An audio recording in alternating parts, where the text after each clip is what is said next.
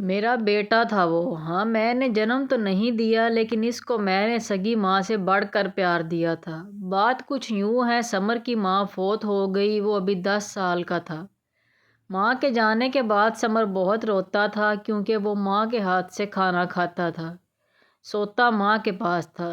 جب کہ 10 سال کا ہو چکا تھا، ماں کے جانے کے بعد وہ ضدی سا ہو گیا، اب اس کی دیکھ بھال اس کی بڑی بہن کرتی تھی۔ سمر اب سارا دن اکیلا بیٹھا رہتا، جب موقع ملتا تو ماں کی قبر پر چلا جاتا۔ بڑی بہن کہنے کو تو بہن تھی لیکن وہ عجیب سی تھی، کچھ نفسیاتی بھی تھی۔ وہ سمر کو چھوٹی چھوٹی بات پہ مارتی تھی۔ سمر کا دم گھٹنے لگا تھا اس گھر میں۔ 10 سال کا سمر محبت کی تلاش میں تھا، اسے ماں کا سایہ مل جائے، باپ زیادہ دھیان نہیں دیتا تھا۔ سمر پہ وقت گزرنے لگا، وہ اسکول جاتا تھا، اسکول میں اسے ایک ماں مل گئی۔ ماں کوئی اور نہیں، اس کی اسکول کی ٹیچر تھی۔ ٹیچر کا کوئی بیٹا نہ تھا، ایک ہی بیٹی تھی۔ شوہر ڈاکٹر تھا لیکن ظالم انسان تھا، بہت ٹارچر کرتا تھا۔ خیر وہ الگ ظلم کی داستان ہے۔ سمر گندے سے کپڑے پہنے اسکول آیا، بال بکھرے ہوئے تھے۔ ٹیچر جانتی تھی سمر کی ماں فوت ہو چکی ہے۔ ٹیچر نے سمر کو پاس بلایا۔ سمر ڈرا سہما سا، چہرے پہ چوٹ کا نشان تھا۔ ٹیچر نے پوچھا کیا ہوا؟ یہاں آہستگی سے بولا، وہ نہ مجھے محلے کے ایک لڑکے نے مارا ہے۔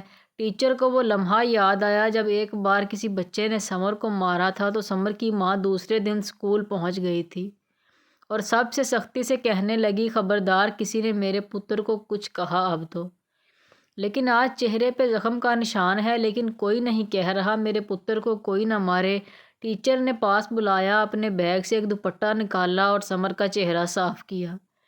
پھر پیار سے سمجھانے لگی، سمر بیٹا تم مجھے ماما کہہ کر بلایا کرو۔ سمر چپ ہو گیا، نظریں جھکا لی۔ میں نے اس کا ہاتھ پکڑا، اسے پانی کے نل کے پاس لے گئی، اس کا منہ ہاتھ دھلایا۔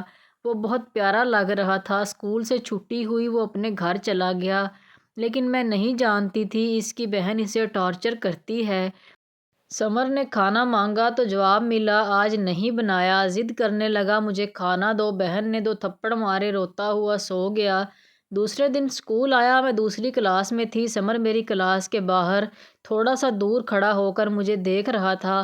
میں نے اشارے سے اسے اپنے پاس بلایا، اس کے سر پہ ہاتھ رکھا، پیار سے پوچھا کیا ہوا ہے؟ پہلی بار اس نے مجھے ماما کہا۔ آہستہ سے بولا ماما میرے سر میں درد ہو رہا ہے۔ میں نے جب محسوس کیا تو اس کو بخار تھا اور بہت تیز بخار تھا۔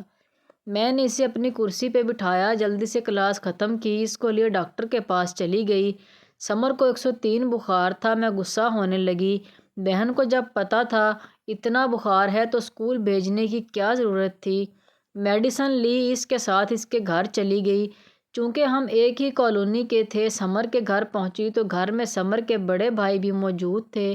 میں نے ان کو صورتحال سے آگاہ کیا اور سمجھایا کہ سمر کا خیال رکھا کریں۔ اتنا کہہ کر میں گھر لوٹنے لگی۔ سمر میری طرف حسرت بھری نگاہوں سے دیکھنے لگا۔ جب میں گھر آ گئی تو اس کی بہن سوالات کرنے لگی، تم کیوں گئے ٹیچر کے ساتھ دوا لینے؟ سمر چپ رہا۔ 1 سال گزر گیا تھا۔ سمر اب اسکول آتا تو سب سے پہلے مجھے ملتا۔ وہ اب 11 سال کا ہو گیا تھا لیکن عجیب کام کرتا تھا۔ گھر سے پراٹھا لے آتا اور میرے ہاتھ سے کھاتا تھا۔ اسکول میں 1-2 بار پرنسپل نے مجھے منع کیا، اسکول میں صبح صبح تم اسے لے کر بیٹھ جاتی ہو، یہ غلط بات ہے۔ میرا گھر پاس میں ہی تھا اسکول سے۔ پھر سمر کو میں نے کہا تم گھر آ جایا کرو۔ اب سمر بیگ لیے میرے گھر آ جاتا، میرے ہاتھ سے ناشتہ کرتا، پھر میرے ساتھ ہی اسکول جاتا۔ سمر کو ماں کی محبت چاہیے تھی، وہ میری تھوڑی سی توجہ سے اب خوش رہتا تھا۔ میں پیدل چل کر اسکول جایا کرتی تھی۔ ایک دن مجھے کہنے لگا ماما آپ پیدل کیوں اسکول جاتی ہیں؟ آپ تھک جاتی ہیں؟ پہلی بار اس نے مجھے فکر بھرے الفاظ کہے تھے۔ میں نے سر پہ ہاتھ رکھا، میں مسکرا کر بولی جب میرا بیٹا بڑا ہو جائے گا نا پھر اپنی بائیک لیں گے، تم مجھے اسکول چھوڑ آیا کرنا۔ وہ بہت خوش ہوتا۔ سمر اب اسکول سے واپس آ کر میرے پاس ہی کھانا کھاتا، پھر اسے میں ٹیوشن پڑھاتی۔ وہ پڑھائی میں بہت اچھا تھا لیکن ایک دن اس کی بہن اور اس کا باپ میرے گھر آئے، مجھے منع کیا ہمارے بچے سے دور رہو، لیکن سمر کا باپ کچھ سمجھدار تھا۔ میں نے اس سے کہا کہ میں کچھ غلط تو نہیں کر رہی، اسے پڑھاتی لکھاتی ہوں، ایک ماں بن کر اس کی اچھی تربیت کرتی ہوں، وہ بھی خوش رہتا ہے۔ اس کو میں نے اپنا بیٹا بنایا ہے، آپ لوگ اگر چاہتے ہیں تو ٹھیک ہے، میں اسے نہیں آنے دوں گی اپنے گھر۔ سمر کا باپ کچھ بیمار تھا، اس نے مجھے کہا بہن ٹھیک ہے، میرا پتر اپنی ماں کا بڑا لاڈلا تھا، اس کا خیال رکھنا۔ ادھر سمر کی بہن کی شادی ہو گئی اور اس کا شوہر گھر داماد بن گیا۔ 1 سال گزرا اور سمر کا باپ بھی دنیا سے چل بسا۔ سمر اب میرے پاس ہی زیادہ وقت گزارتا تھا، 15 سال کا ہو چکا تھا، میٹرک پاس کر لی۔ مجھے کہنے لگا ماما مجھے وکیل بننا ہے۔ میں نے پیار سے کہا ٹھیک ہے میرے بچے، پہلے تم FSC کر لو۔ اس کا ایک کالج میں ایڈمیشن کروا دیا گیا، کالج جانے لگا۔ کالج سے سیدھا میرے پاس آتا، کھانا کھا کر کچھ ٹائم میرے پاس رہتا، پھر اپنے گھر چلا جاتا۔ لیکن اس کی بہن ہمیشہ اس سے جھگڑا کرتی، اسے کہتی ٹیچر کے گھر جانا چھوڑ دو۔ لیکن سمر اب جوان ہو چکا تھا، وہ بہن سے کہتا میری ماما ہیں وہ، ان کے بنا میں نہیں رہ سکتا اب۔ لیکن بہن نفسیاتی تھی، وہ اسے نہ جانے کیسی کیسی غلیظ باتیں کہتی۔ سمر سب کچھ مجھے بتاتا آ کر، میں اسے پیار سے سمجھاتی، اس کی اچھے سے تربیت کرتی۔ میں کرائے کے گھر میں رہتی تھی، کچھ پیسے جمع کر کے ایک پلاٹ خریدا تھا۔ مالک مکان کبھی پانی بند کر دیتا تو کبھی بجلی۔ کرایہ لیٹ ہو جانے کی صورت میں اب گھر کی ذمہ داری سمر سنبھال رہا تھا۔ میں 50 سال کی ہو چکی تھی اور سمر 18 سال کا۔ ایک دن میرے پاس بیٹھا کہنے لگا ماما مجھے ایک جاب مل رہی ہے، آپ کی اجازت ہو تو کر لوں۔ میں نے تو منع کیا کہ پڑھائی پہ دھیان دو، لیکن کہنے لگا ماما جان آپ کب تک کریں گی، اب آپ تھک جاتی ہیں۔ سمر ایک ہوٹل پہ کام کرنے لگا پارٹ ٹائم، جو پیسے کماتا لا کر مجھے دے دیتا۔ میں اسے کہتی میرے بچے تم اپنے پاس رکھا کرو، لیکن وہ ضد کرتا نہیں ماما جان، میں اس کے پیسے الگ سے جمع کرنے لگی۔ FSC مکمل ہوئی تو کہنے لگا وکالت میں داخلہ لے دیں۔ میں بہت خوش تھی، میرا بیٹا وکیل بننے جا رہا ہے۔ اب اسکول سے ریٹائرڈ ہو گئی تھی۔ سمر بہت خوش تھا، مجھے کہنے لگا ماما جان آپ بالکل پریشان نہ ہوا کریں، اب ہم اپنا گھر بنا لیں گے۔ مجھے جو پینشن ملی اس سے اپنا گھر بنایا۔ 2 کمرے، گھر کا سارا کام خود سمر نے کیا، وہ مجھے کچھ بھی نہ کرنے دیتا تھا۔ مجھے کہتا ماما وہاں مرد آئے ہوتے ہیں، آپ نہ آیا کریں وہاں۔ میری بیٹی جسے وہ چھوٹی کہتا تھا، بہن سے بھی بڑھ کر چاہتا تھا، اسے کہتا تھا چھوٹی ماما کو کوئی کام نہ کرنے دیا کرو۔ میں بہت خوش ہوتی تھی اللہ نے مجھے بیٹا عطا کیا۔ لیکن ایک بات ابھی بھی بچوں والی تھی، اس کی 18 سال کا ہو چکا تھا لیکن کھانا میرے ہاتھ سے ہی کھاتا تھا۔ گھر بن کر مکمل ہو گیا تو بہت خوش تھا، سارا سامان خود شفٹ کیا اپنے گھر میں۔ اس نے اپنے کچھ پیسے جمع کر کے ایک بائک بھی خرید لی تھی، بہت خوش تھا۔ لیکن ایک دن میرے پاس آیا تو کچھ پریشان سا تھا۔ میں نے جب پوچھا تو رونے لگا۔ میری بڑی بہن نے گھر جائیداد سب اپنے اور اپنے شوہر کے نام کروا لی ہے اور اب وہ مجھے گھر میں نہیں رکھنا چاہتی۔ میں نے پیار سے سمر کو سمجھایا پریشان نہ ہو۔ سمر 5 وقت نماز ادا کرتا تھا، ہر کوئی اس کی تعریف کرتا۔ اس کا اخلاق ہر کسی کے ساتھ دوستانہ تھا۔ ہاں کبھی کبھی میں اسے کسی بات پہ ڈانٹ بھی دیتی تھی، پھر مسکرا کر کہتا ماما غصہ آپ پہ بالکل اچھا نہیں لگتا، پھر اپنی غلطی کی معافی بھی مانگتا۔ سمر نے مجھے زندگی دی تھی، میرا بہت خیال رکھتا تھا۔ ایک دن میں نعت رسول اللہ صلی اللہ علیہ وآلہ وسلم سن رہی تھی تو میری آنکھوں سے آنسو بہنے لگے۔ سمر پاس بیٹھا پڑھ رہا تھا۔ میں آہستہ سے بولی اللہ کبھی بلائے گا نا مدینے؟ مسکرا کر بولا ماما جان بس وکیل بن لینے دیں، آپ سے وعدہ رہا ہم مل کر عمرہ کرنے جائیں گے۔ سمر کی باتیں میرے دل کا سکون تھی، میری ڈھال بن گیا تھا۔ چھوٹی بہن کو کبھی اکیلے باہر نہ جانے دیتا تھا۔ اس کی عمر اب 19 سال ہو چکی تھی، میں بیمار رہنے لگی، میرا بلڈ پریشر ہائی ہو گیا۔ سمر مجھ سے غصہ ہونے لگا، ماما کتنی بار کہا ہے کچھ نہ سوچا کرو، اللہ ہمارے ساتھ ہے نا، آپ کیوں پریشان ہوتی ہیں؟ سمر 5 وقت نماز ادا کرتا تھا۔ جب میں ایک دن بہت بیمار ہو گئی، میرا سر اپنی گود میں رکھا سر دبا رہا تھا اور ڈاکٹر سے کہہ رہا تھا ڈاکٹر صاحب میری ماما کو اب مجھ سے جدا نہ کرنا، میں اپنی ماما کے ساتھ جینا چاہتا ہوں۔ میری بہت فکر کرتا تھا اور سچ بتاؤں تو اس کا اتنا احساس دیکھ کر ہی میں تندرست ہو جاتی تھی۔ پھر مجھے یاد آیا جب میرا شوہر مجھ پر تشدد کرتا تھا، مجھے بہت مارتا تھا کیونکہ اسے کوئی اور پسند آ گئی تھی اور مجھ سے جان چھڑانا چاہتا تھا۔ پھر آخر مجھے طلاق دے کر سرخ روح ہو گیا۔ میں سمر کو سمجھایا کرتی تھی میرے بچے مرد کی خوبصورتی کیا ہوتی ہے جانتے ہو؟ تو سمر چپ کر گیا۔ میں نے اسے بتایا مرد کا حسن اس کا اخلاق ہے، مرد کی اصلیت جاننی ہو تو دیکھو کہ اس کا اپنی بیوی کے ساتھ کیا رویہ ہے۔ اگر تو وہ بیوی کو گالیاں دیتا مارتا پیٹتا ہے تو مرد نہیں، بے ضمیر کتے ہوتے ہیں، اور خوبصورت مرد خوبصورت اخلاق کے مالک ہوتے ہیں۔ وہ اپنی بیوی کو اگر سر کا تاج نہیں کہتے تو پاؤں کا جوتا بھی نہیں سمجھتے، اپنی بیوی کی عزت کرتے ہیں، اور ایسے مرد شہزادے ہوتے ہیں۔ میں جو اسے سمجھانا چاہتی تھی وہ خوب سمجھ جاتا تھا اور کہتا ماما جان آپ کی تربیت کا یہ بھرم رکھوں گا، کبھی آپ کا سر نہ جھکنے دوں گا۔ اس کا سال کا پہلا روزہ تھا، مجھے کہنے لگا امی جان آپ بریانی بنانا، آج میں افطاری ٹائم آؤں گا۔ وہ اپنے گھر چلا گیا۔ جب گھر پہنچا اس کی بہن اس سے جھگڑنے لگی، اتنا جھگڑا ہوا کہ اس کی بہن اور بہنوئی نے اسے بہت مارا۔